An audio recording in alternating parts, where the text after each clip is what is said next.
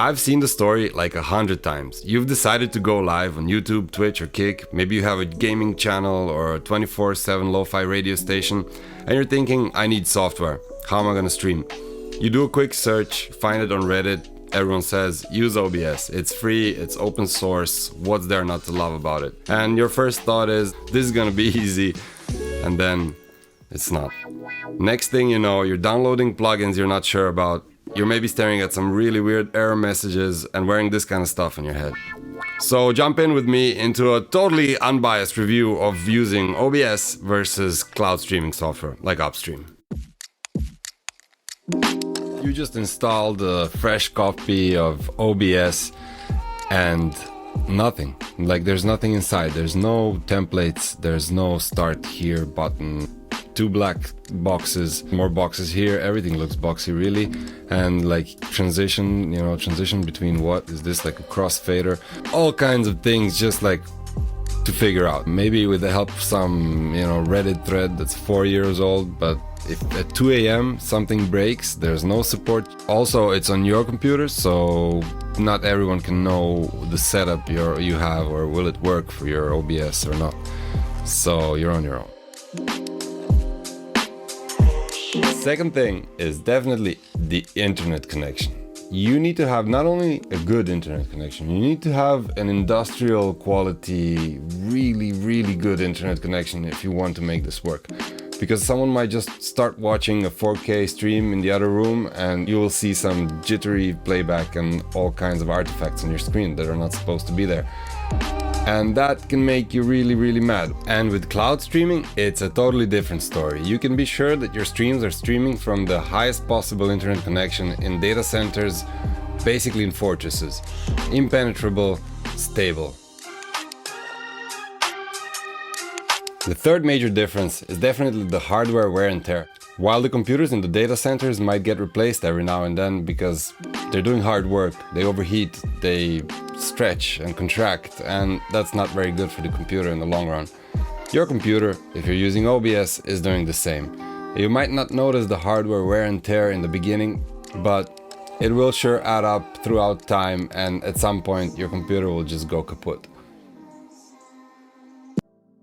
The next difference is definitely the saving situation. So you spend 6 hours perfecting your scenes, doing your overlays, setting everything up, and OBS crashes. Or Windows wants to update. You maybe forgot to save it.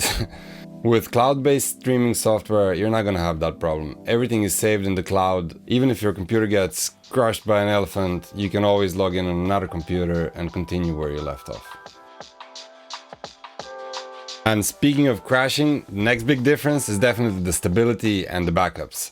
The data centers simply have backups for everything, and the way the streaming services and cloud streaming software works is that they usually have redundancies for everything. Redundancies for your files, redundancies for your streaming servers, basically something you would not do at home. So if your computer at home crashes, your stream dies, and that's it. If a cloud server has an issue, there's redundancies in place that can take over. Stability of the stream is also a signal for the YouTube algorithm, so reliable streams will definitely get recommended more. You simply cannot match the stability of the data center with a home setup. The next super important difference is definitely multistreaming. Multistreaming or multicasting is sending the same stream to multiple platforms like YouTube, Twitch and Kick at the same time. What's really hard about that for your computer is that the CPU and GPU and the internet connection are going to suffer if you're sending a couple of streams instead of just one. Everything that we've talked about before now multiplies. Sure, there are some plugins that can help you to send kind of like a unified stream in some bit rates, but in any case your computer is going to be doing a lot more than if you're just streaming one thing. And this really is the same for whether you're like a gamer streamer that does 2 hours streams or maybe you're a 24/7 streamer. You just don't want to be multi-streaming from your computer. You can always use a cloud multi-streaming service like Upstream, Restream or any other one you find, but it really doesn't make sense to do it from your computer. Next up is just plugins. Plugins. To make OBS do what Upstream does out of the box would take maybe, I don't know, 6 or 12 plugins. I don't even know if I could do it. Definitely probably not, actually. And as with all plugins, you have to kind of believe in two things. One thing is that it will just continue to work even though you just updated OBS to the new version. And the second thing you have to believe is that the person who did the plugin will continue to do it, support it, and just follow up with new OBS versions. A lot of faith you have to have in these people to make them part of your setup. Another major difference, especially for those of you who are doing music streams with music and visuals in the background, is that I do not want to burn in really long videos, like 2 hours, 12 hours maybe, even 24 hours, with my stuff. I want to put the songs on one playlist, the backgrounds on another playlist, and if I want them to shuffle up or something like this, I can do it. And I can make my stream dynamic and not just like burnt in and really static and repeating all the time. So for those of you who are doing music streams, this is a total deal breaker.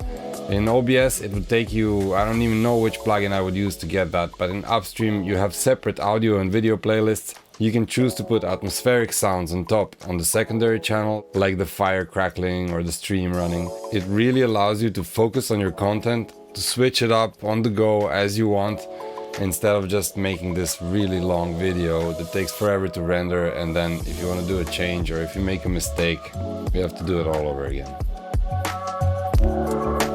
And finally, let's take one more comparison, and something that OBS is supposed to be winning, which is price. OBS is free, yes, but if you count in the electricity costs, the hardware costs, the breaking parts on your computer, the multi-streaming costs if you choose to go cloud for multi-streaming only, maybe some paid plugins, quickly you'll see that it adds up to a pretty expensive free plan. And that's without counting all the stress of keeping your computer in rocket mode. And if that didn't convince you to use cloud streaming instead of OBS, then probably nothing will, and you can have my cables.